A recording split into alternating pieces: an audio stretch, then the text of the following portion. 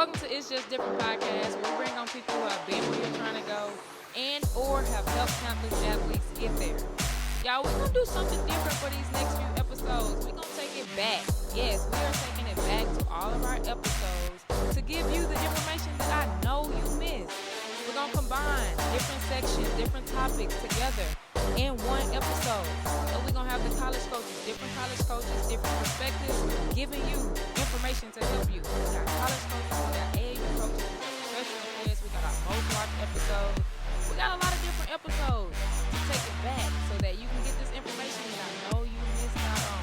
So come with us on this journey as we take it back, because we got something special for our 50th episode. Now let's get to the episode. Did you know that I have 2 books? One called The Little Girl with Big Dreams. It's about an ambitious little girl who overcomes every no to say yes to a dream. The other is called Changing Lanes. It teaches you about the things that you learn from sport and how it translates to life after sport. Be sure to check these out at itsjustdifferentpod.com. Let's get to the episode. Joan was one of the first women ever to run a marathon, to be allowed to run a marathon. And so when we talk about the history of women's sports, do you know when that was? What year that was? No. 1984. Wow. Which it seems ridiculous. That was the first time women were allowed to run a marathon. That's crazy.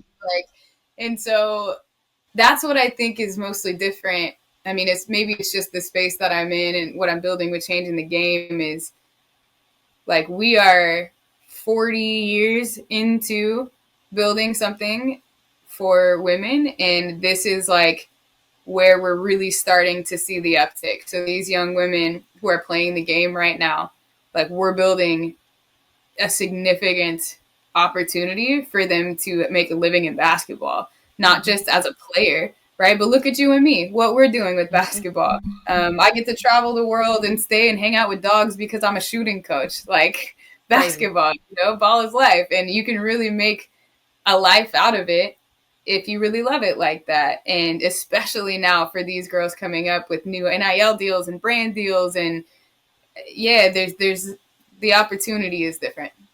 Yeah, I agree 100%. Now, we done talked about the sacrifice you making, and you done talked about business. I know the people are like, what's her business? What does she do? I talked about it a little bit in your introduction, but let's get right to it. What is Shooters Shoot? What is the Shooters Shoot brand? How did you become the shooting coach? How did you blow up on social media? So many questions in one. Well, I started, I think like a lot of coaches who come out of, or a lot of players who come out of college, they decide they want to coach. And so everybody's first thought is, let me coach in college. And so I got a graduate assistant position at my alma mater. It was under a head coach that wasn't my head coach. And about 6 months into it, or about at semester in December, I resigned because there was just no joy in the gym. And that's just really important to me. And so from there, I just got in a U-Haul and I drove across the country to Arizona and kind of kicked in the door there. And they didn't know I was moving there, but I was like, hey, I'm going to be a trainer here if that's okay with y'all. And that was the first time I sat in the room.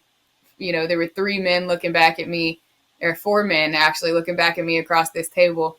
And when I got there, they were kind of insinuating that they wanted me to work an admin position, like the front desk kind of situation. And I remember that was the first time I really, I don't think I've ever told somebody this. That was the first time I really understood the power in my own voice. It's the first time I ever really learned or felt myself use it. Because when they were kind of insinuating this admin thing, I just looked at them and I was just like, I intend to be a trainer here. And they were like, okay, you could be a trainer then. And so then, ended up being where I trained the trainers. And that's where I got to get a ton of reps. We got to do these free 30-minute shooting workouts, right? Where we kind of got somebody's foot in the door and then they would end up training with us. And I probably did 15 to 20 of those every single week. So I think that was not the main, but that was one of the reasons like it was a better decision. I would be playing with Kennedy Carter or behind Kennedy Carter for 4 years, or I could be at UCLA running the show. You are really, really dropping some information. Like, I really hope people are listening to that. Yeah. Like, people don't take that into consideration. Like, literally, like earlier you said that you wanted to be a pro. Well, how do I be a pro? Get minutes, be on the court. Right. And both of those are good options. But at the end of the day, you had one where the point guard is getting ready to leave. So you get to, as you just said, that was my development year. I got to play against her every day. She's getting ready to leave. You also got Kennedy Carter over here, who's a dog, who's a hooper that you could play with or play behind. But you know, she there for 4 years. Like, Right. that is a big difference. Like, I love that. Yeah. It was a tough decision, but it was the best decision. Now, what was UCLA like? You know, I've always said, like, I've always liked UCLA colors. Like, I've always said, if I would, I always be like, I'm not going outside of Texas, but if I do, I would love to go to UCLA. That was always the school. Yeah, UCLA is nice. So when I was on my visit and I was watching the game, like I was like daydreaming, like, Mm, dang, like I could really be on this court in this jersey playing for UCLA. So I was like imagining myself like in those people's shoes at the time, and I was just like, like shocked. Like yeah. when I was in high school, I never dreamed of I could be playing at UCLA. Like it was always like, okay, we got some mid-major offers. Okay, we got a few Power Five offers. Like I wasn't one of those ones at the time when I was coming out of high school. So to see the work that I put in that year at Texas Tech to be able to get those offers at UCLA was like, it was mind blowing for me that I got that opportunity because I never in a million years thought that I would play for UCLA when I was younger. So it Mm. was nice living in LA. I got to meet every NBA player you could probably name, think of, because they got the runs at UCLA all the time. So that was nice. Um, I mean, I don't know. It's just the LA life is different than being in Texas. So it was pretty nice. Did you ever think about staying in LA, moving to LA? No, see, that's the thing. I don't think I would want to live in LA. I think LA is like a short-term Mm. thing. I don't think I would want to live there unless I was rich. Then I would live in LA. But besides that, I don't think I want to live in LA. Facts. I get that. Now, you talked about for you, like one of the biggest things was basically the roster. What advice would you give to parents and kids, like trying to choose a school? What should they look at? What should they look out for? Yeah, it definitely is a hard decision. I would definitely map out all the pros and the cons. It shouldn't really matter like where. I don't think you should really focus on location. Sometimes the episodes is just not enough. You need weekly information sent to you on top of these episodes. So make sure you subscribe. But if you want weekly tips, weekly updates straight to your inbox, make sure you message. Follow us, take come on over. But that's what I was gonna say. Even if it's whether that's defender, whether that there's some people who look for Mm, straight shooters. So if you can yep. show that you are a knockdown shooter, some Hmm. schools gonna take a chance on you. Some schools gonna Yeah. figure out a way how to hide you on defense. Some schools gonna figure out a way. That's just the They'll make it work. if you can do one thing, if you are a rebounding machine, Hmm.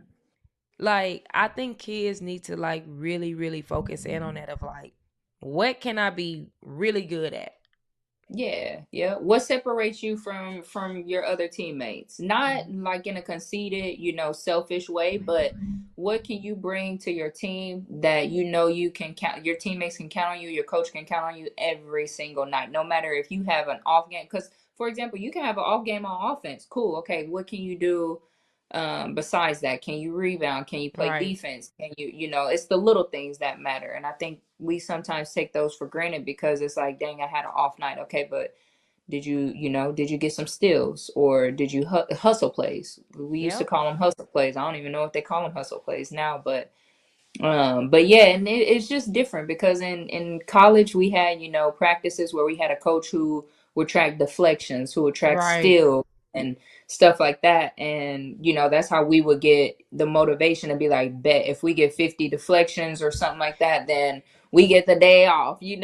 So it's like, dang, y'all, let's go. Let's get this stop or let's get this or that, you know? So it's just, you know, you got to find what motivates you. You got to find what separates you from your other players, you know, not in a selfish way, and take off and be great at that. Not good at it, but be great Be at it. great. Be great. I love it. I love it. We're gonna fast forward a little bit from college to overseas. In the league, what would you say is the biggest difference or even adjustments that you have had to make from overseas to playing in the league? Um, oh, overseas, you got the freedom to do whatever you want to do. Anything you want to do. If you want to pull up in transition, you could pull up in transition if you wanted to, on certain teams. But no, overseas, I mean, you just have the freedom just to be yourself. They don't put you in a box. Not to say that, you know, all teams in the league will do that, but in the league, I feel like there's role players. You have a role player in the league, and it's more so suited that way. And like I said, like I got on, you know, with Phoenix, for example, because I can play defense and I was a good wingman, a good pick and roll player. But overseas, you just have the freedom to just be in your bag the whole time. You play more. Your team, not to say that the W don't count on you, but your team counts on you because you play 35 plus minutes every game. Sometimes you're playing twice a week, whether you know you're playing domestically or internationally over or overseas. But Mm-hmm. yeah, I would probably say that like the league, the W is more so role oriented, and then overseas is just be you. Be you, do whatever you want. Yep. What would you say is the biggest challenge playing overseas? Biggest challenge I would say time difference. If coaches don't owe you anything, she didn't owe me to talk to coaches. She didn't owe me to talk to the surgeon for me. Like, she didn't owe me any of that. But she knew how serious I was about being the best and being great and where I wanted to go and where she thought I deserved to be. Mm-hmm. And ultimately, that's what matters. Like, you have to respect people and understand that you need to prove to people that you can work hard in and day out and Mm-hmm. earn what you want. You can't just walk on campus and play 40 minutes a game. Like, Facts. you got to go to practice every day. Even if you're a freshman, you got to do extra. You Mm-hmm. got to go to study hall, do all the little things, be early, stay late, all of that. Like, nothing is guaranteed. Nothing is guaranteed. Especially like college is a business. Yep. If they're not winning games, they will say goodbye so fast. Like, they do not care. Mm-mm. It's so like, even like my high school now, like I tell the girls, like, they're so lucky to have the coaches that they have there. Like, Mm-hmm. they really care about them on and off the court, and that is so important, especially in high school, like developing the youth and like their skill set, their IQ, their everything that they need. They have all the resources right there. All they got to do is take advantage of it. Like, that's all it takes. It's right there in front of them, and not everybody has that. Like, Nope. it's rare. So when kids come across a good coach, like with good connections, like, take advantage of it, because it is not every day that you see that. A lot of coaches, especially like AAU coaches out there now, like, they want your money, they want to travel. That's it. Like, they don't know what they're talking about. You got to do your research. Like, make sure these coaches know people, have got people, places, have been where you want to be. Mm-hmm. Like, you got to do your research and take advantage of what you got in front of you. Yep. Listen, let me see. Wait, when is this episode gonna be released? I think I'm good. Let me see.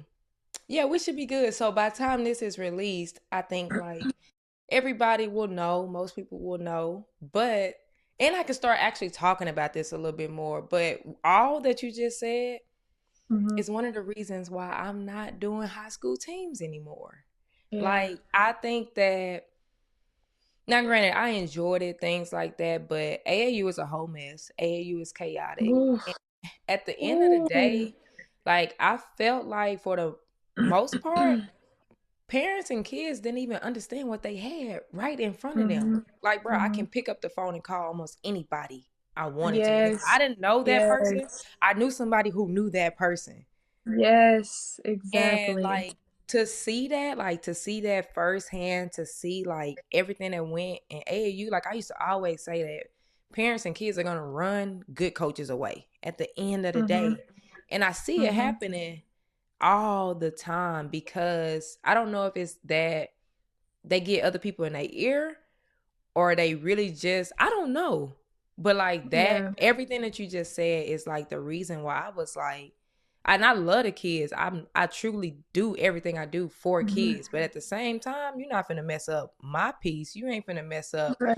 Like, I'm Right. driving myself crazy Mm-hmm. for you. We cutting Yeah. all that out. Right. It's different. Like now, I feel like a lot of kids and parents get caught up on, especially because like even when I started playing AAU, my parents didn't know anything about the AAU circuit. Like I didn't know. Obviously, I was so young. And I think it's because it's so clear, and I can even read this from you, is like, it ain't about me. Mm-hmm. And when it's not about you, and when you really sit with that, like you just said 3 different times in that last sentence, that, you know, how can I impact? How can I bring value? How can I make sure these girls are inspired? And when you realize that it's not about you anymore, it's like your motivation triples 10 times, you know, 15 times what you normally would have been motivated for just for yourself, is because it's not for me, coach, it's for you. And so I think, yeah, building this thing, you know, this It's Just Different podcast, or Shooters Shoot, it's all in the same. It's really cool and really fun to do, and really great to challenge yourself, and, you know, cry and flip tables and Everything, freak out. all Yeah. the emotion.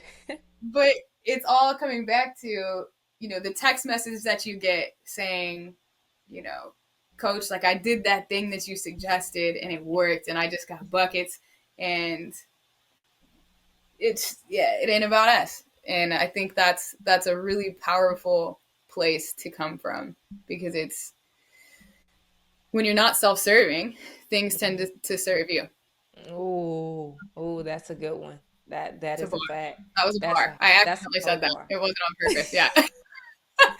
That's a whole bar right there. That's a whole bar.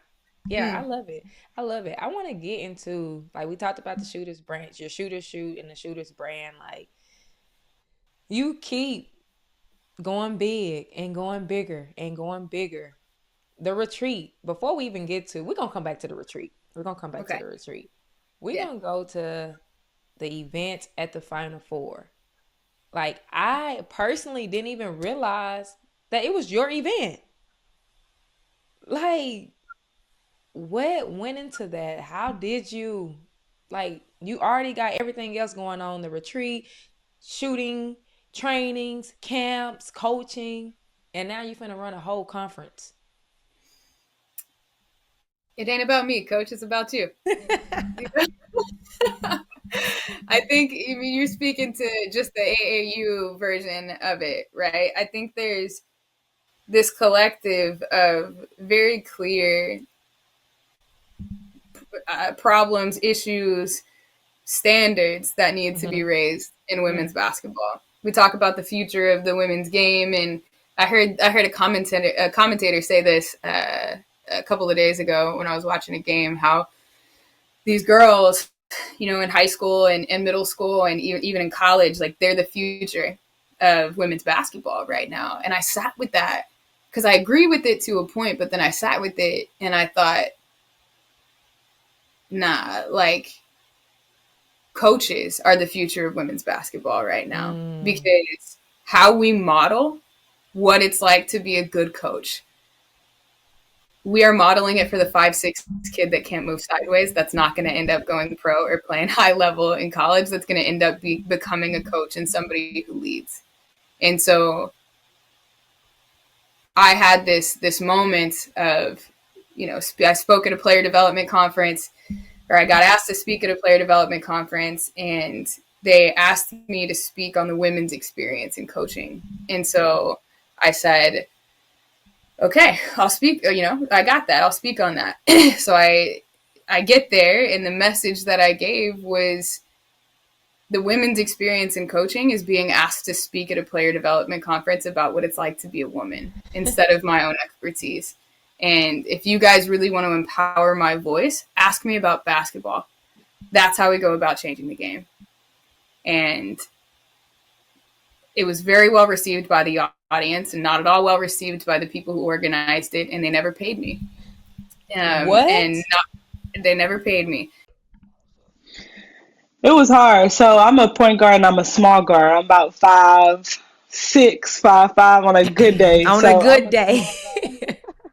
So I'm a small guard, so I had to do extra than what it would be to be like a 6 foot guard or be a post player. So Mm-hmm. the amount of time that I put in was crazy. I saw that you had a podcast with Sean Hardiman, and that's who I trained with my entire high school career. Mm-hmm. So for me, it wasn't just high school practice. It was okay, wake up, go to shoot in the morning, then have our high school practice in the after school, and then straight after that, I was going to ball hard every Mm. single day. And I don't think there was a day that I missed unless it was like a holiday. Some days me and him was in there on Christmas or on my birthday, anything like that. So there was not a day that I probably did not miss. I was just countless hours in the gym, and I had to do it because of my disadvantages with my size. I love it. But I know Japrece ain't always been like that. Or have you? Like, when did you start falling in love with basketball? Yeah, you're right. When I was younger, I mean, I was kind of naturally good at basketball. So Mm-hmm. when I was younger, my dad would be like, "You need to get in the gym. You need to get in the gym." And I'm just like, "Nah, I'm already like good. Like I don't need Yeah. to get in the gym." So I think like when I met Sean, like I think I was in eighth grade. So eighth grade to ninth grade is when I like was like, okay, I could like be good at this. I can go to college to do this. And then that was the turn. That's when I started to put the work in. Yeah, that makes sense. Who did you play AAU with? I played for Team Express. I played for Texas Ambassadors first when I was younger for my dad, and then I Mm-hmm. played for Team Express for Clarissa Davis through high school. Clarissa done had some goats. Like, I feel like everybody played with Clarissa.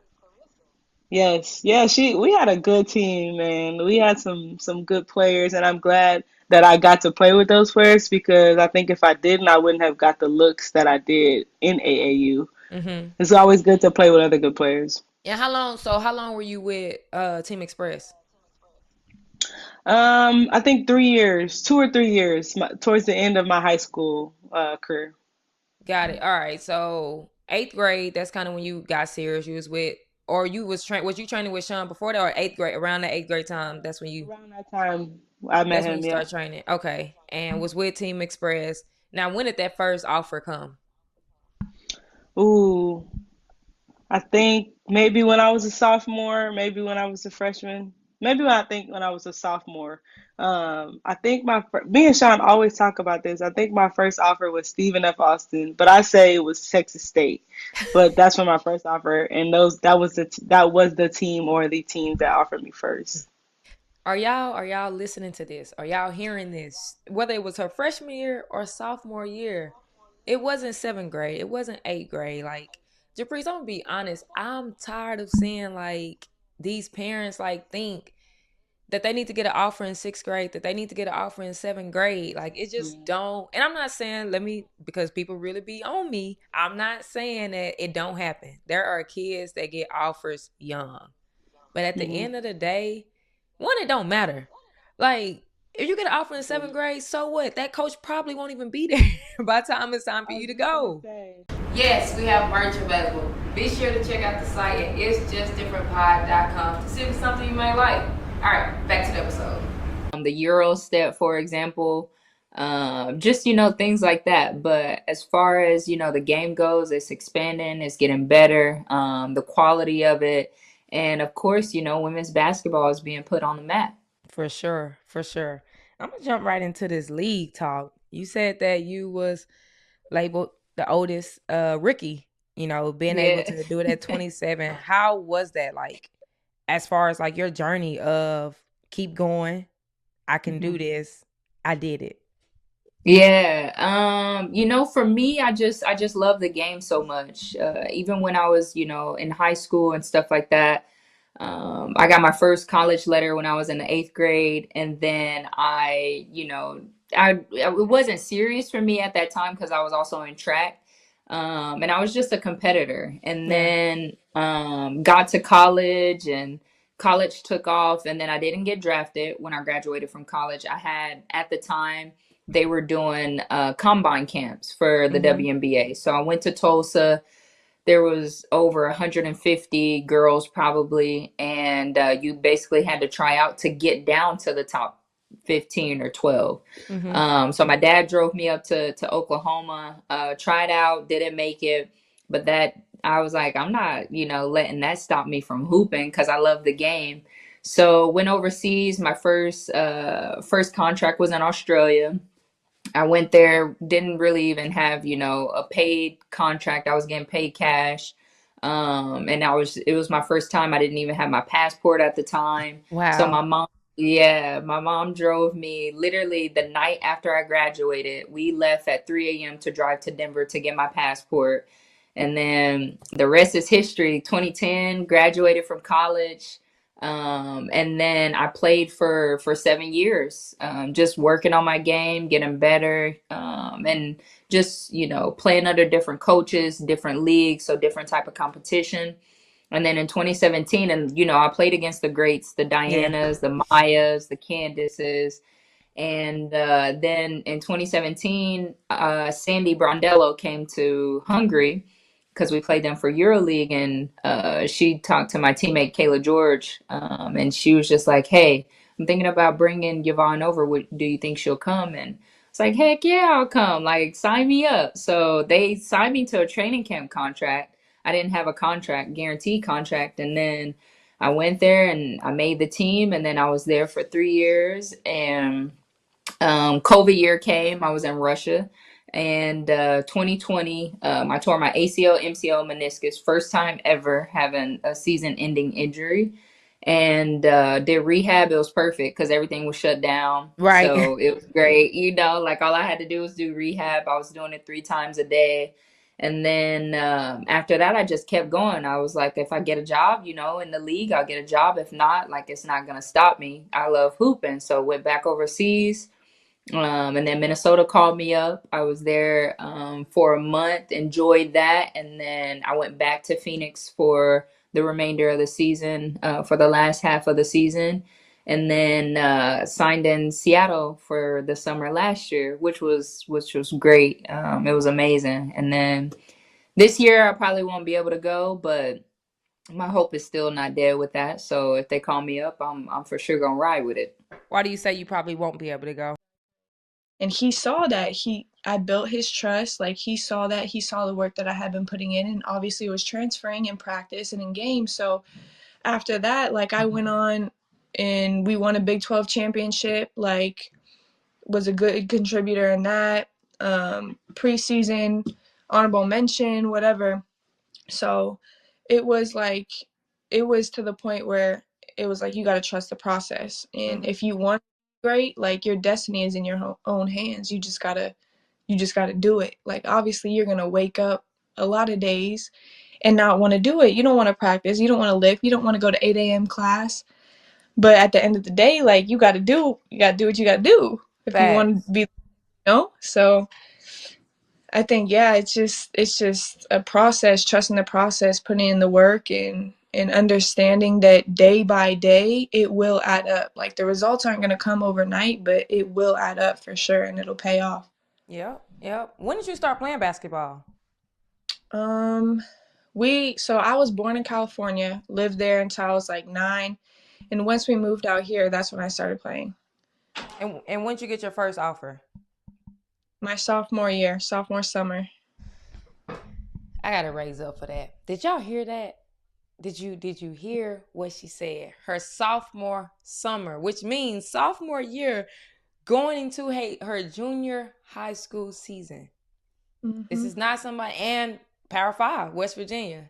Not somebody that got an offer in 7th grade, 8th grade. Like, that's what these parents are on now. And I can't even really fault the parents. Like, I think it's a mix of things. I think it's directors selling false dreams.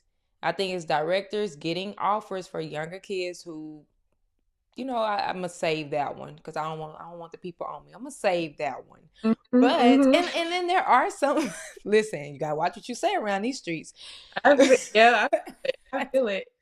But and there are some young kids like that do get offers at a young age, but that is far and few in between. So I Yeah, love when I have somebody on and they can say, I didn't get an offer until my sophomore year. I didn't get an offer until my junior year.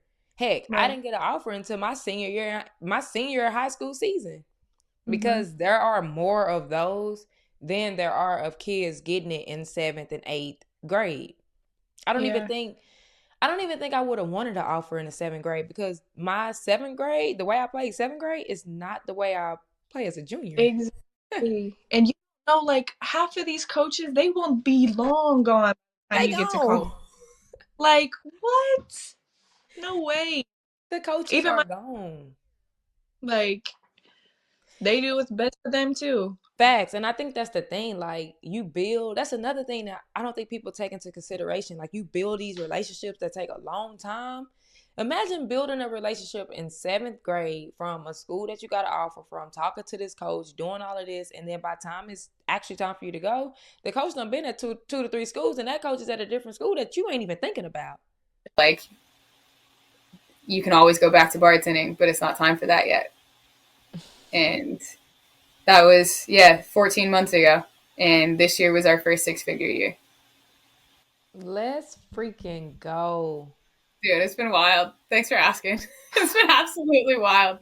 That's Uh, let let's get into that. Like, I still got even questions about the brand, but let's get into that. If you mind me asking, I'm nosy. I'm gonna ask questions. no. I'm an open book. 6-figure brand. Where did the money come from? Like, what were the streams? What did that look like to generate 6 figures in the business?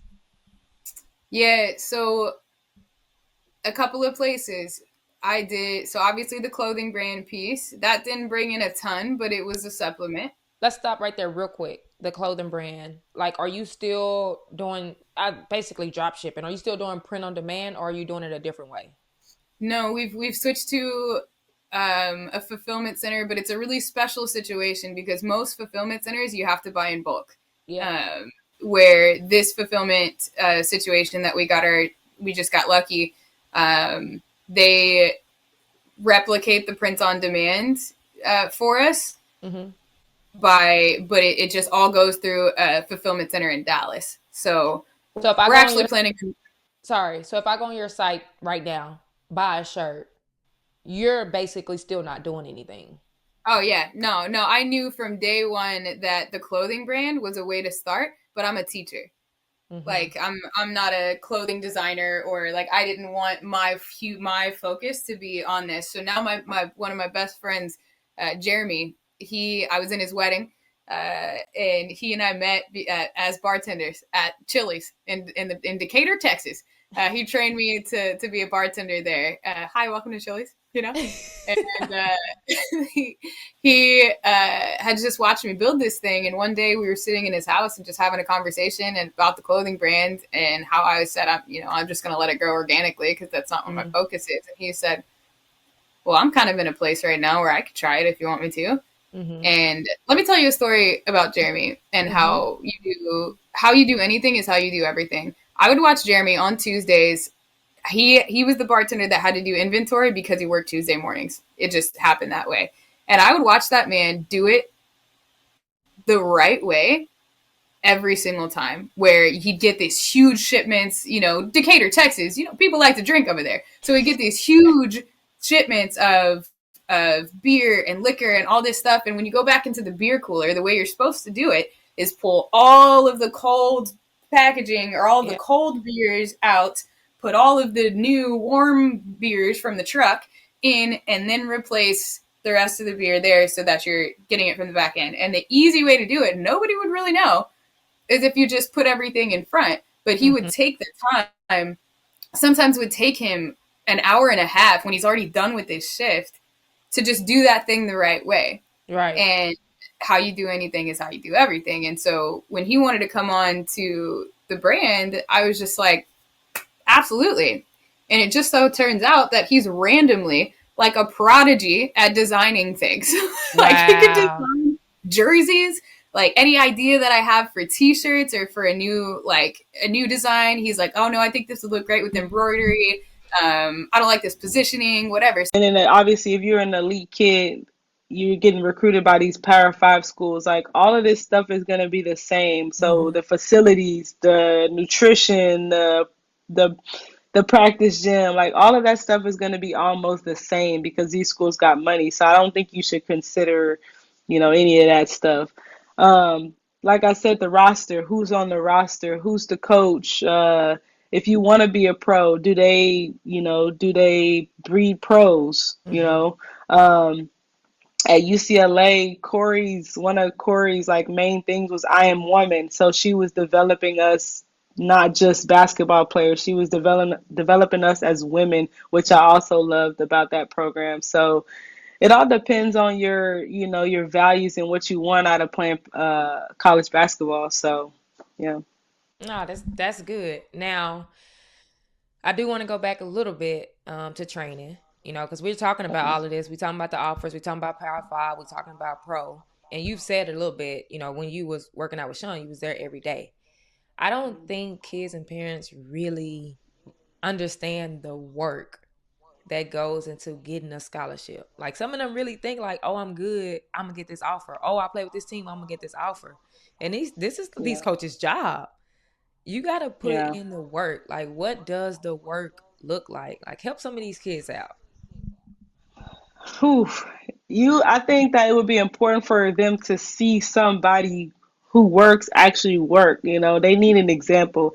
So, like when I'm in the gym at Sean's now, I'm a little bit nicer now, but back then, like if you didn't work, I'm like, Sean, she gotta go. Like she can't be with our group. Like I'm not finna train with her. And that's what it was. You got sent over there to do work over there if you wasn't like committed. So I think it's all about mentality. You got to have the right mentality. You got to go into that gym and train like you the best one in that gym every single time. And that's what I did. Like I'm the best one in the gym. Like, and I'm going to show everybody in this training that I'm the best one in the gym. So I think it's all about mentality. The work, if you don't work, it's going to show. And Mm-hmm. that's just the bottom line. Oh, if you don't work, it's gonna show. That's a fact. That's a fact. I feel like a lot of times we get into these games and the parents wondering why their kid not doing this or their kid not doing that, or it's the coach fault. And it's like I talk Mhm. about it a lot: exposure or getting exposed. Like Right. a Oh, lot of yeah. these kids are starting to get exposed because they want the exposure, and some of them want it in 6th grade and 7th grade. You want to be playing in all these tournaments, but your body ain't ready for it. Your skill ain't Right. really ready for it. Yeah, and when dog meet not dog, like you gonna know real fast. And there's people you want to travel and be on these teams. You're gonna go against these East Coast girls who different. Like Very. they're saying they different. Some people are just different, and when you run up against different and you not, you gonna get a reality check. And the thing is, they smell it. Like a dog gonna smell it. They smell the fear. They smell Oh it. yeah, So like that's yeah, that's also key. Like you have to be ready. You gotta put in the work. You have to work. It ain't just about going to AAU practice and that's it. It ain't just about going to high school and that's it. Like this yeah. stuff, It's and not at the about end of the day, like it's an investment, and that is something that I hope that parents really understand. Like if this is what your kid want to do, you gotta invest the time, the money, and the energy. Like yeah, it's all three. yeah. I agree. So like that's Yeah, big. Now what made Sean become the one? Shout out to Sean. Sean at Ball Hard. Sean is in Austin, Texas, by the way. my dog. What uh, gravitated you uh, to Sean? My dad, it was on my dad. So I don't know how I should actually talk to him about that. But my dad is the one who found Sean. And one day I was in the gym with Sean, and I think my first workout, I was crying and saying my stomach hurt. Like I don't want to do this. Like Something like that, retiring, still traveling, enjoying life, and just giving back to What's the whoever. what's the nonprofit? Tell us about the nonprofit. So it's called Develop. It's Develop, and then we Develop, and it's in the heart of the city. So it's for the Black community.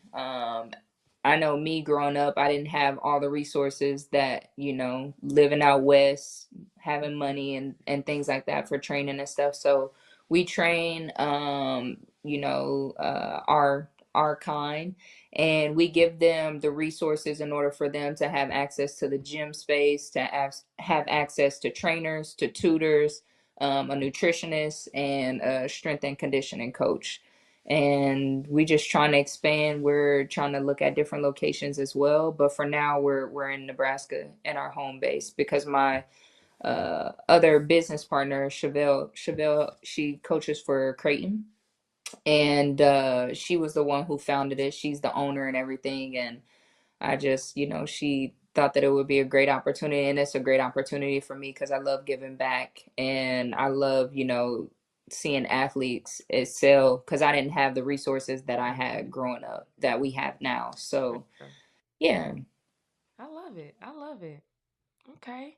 And we This has also been we help good. them, to get ready for college recruiting and, professional career and stuff like One that, high stop shop. school.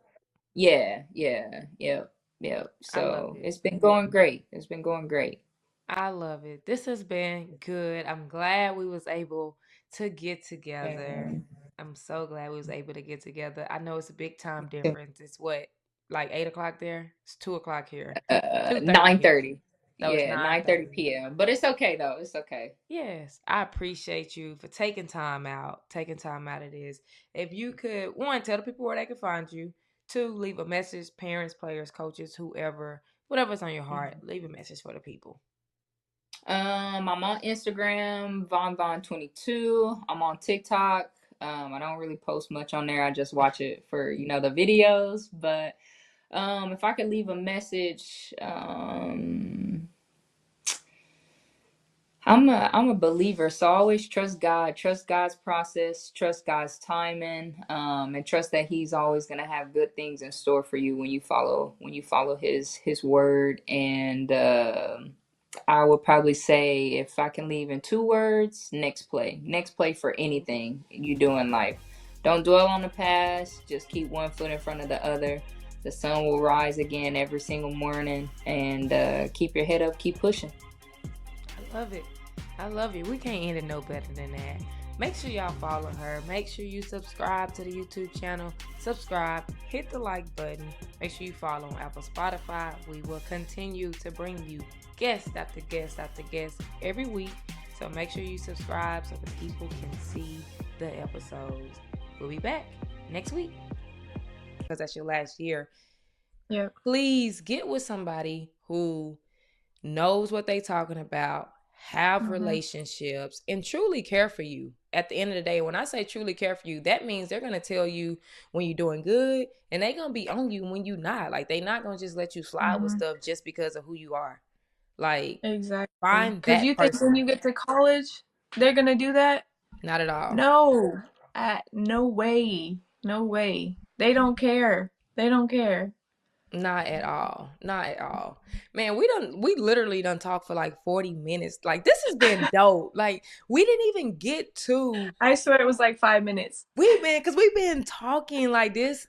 I have really, really enjoyed this episode. Like, we ain't even Yeah. got to Katrina now. Like, we've been talking Right. about everything else. Like, before we end, just because like I love what you're doing. You are dope. You are still playing, continuing to play, continuing to get signed. Like, I do want to go into that for a little bit, because we talked about Yeah. you younger. We talked about you being an underdog, you going to West Virginia. And obviously you had to do some stuff at West Virginia to be overseas. You're what? Overseas? 5. 5 years. Yeah. 5 years. Crazy. Where have you been? So my rookie season, I played in Spain, but my rookie season is when COVID hit. So I ended up going to Spain like in January. COVID hit in March, so canceled that season. The next season after that, I went to Ireland. 2 months into that, no, I want to say a month, canceled, like whole season canceled. So then I went to a FIBA tournament, and I played for a team in Bolivia, but the tournament was in Colombia at the time. And that tournament, like, I don't know what it was. I had so much confidence. I was averaging like 25 points a game. I set a record for threes made in the tournament. Like, that kind of, I want to say that kind of not took off my career in a sense, but after that, I immediately went to Brazil for the summer. After Brazil, I went to Slovenia. Now, at this point, like, I'm like, okay, cool. Like, these are really good, like, opportunities for me. But those leagues aren't high level, you know. But at the time, I'm like, all right, an opportunity is an opportunity. And all I needed was a chance. So I played in Slovenia,